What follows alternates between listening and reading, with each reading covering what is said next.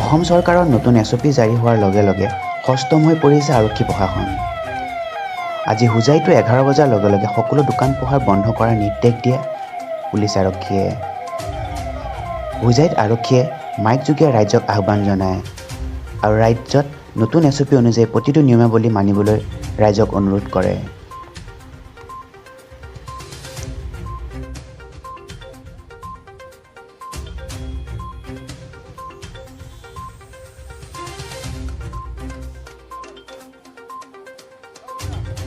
চৰকাৰে 11টা বজাৰ পৰ্যন্ত এছঅ'পি জাৰি কৰা হৈছে। এই সন্দৰ্ভত আপুনি ৰাইজক কি বাৰ্তা জনাব?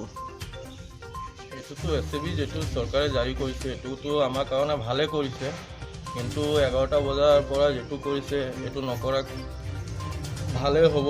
পূৰা লকডাউনটো দিয়াটোৱে ভাল হ'ব, কাৰণ আমাৰ ইয়াতে যেনেকুৱা কৰোণা বাঢ়ি আছে এতিয়া, এইটোতো বহুতে বেমাৰ ধৰি আছে। ডেইলি হস্পিটেলত গ'লে আমি গম পাওঁ যে 10টা 12টা 11টা তেনেকুৱা ওলাই আছে।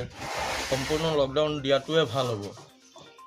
যিহেতু এতিয়া মহামাৰী যিহেতু বাঢ়ি আছে, যিহেতু আকৌ হাইণ্ডাইন জাৰি কৰা হৈছে, নতুন হাইণ্ডাইন জাৰি কৰা হৈছে, 12টাৰ পৰা ৰাতিপুৱা 5টালৈকে হাইণ্ডাইন জাৰি কৰা হৈছে। এই সন্দৰ্ভত আপুনি কি বুজাব?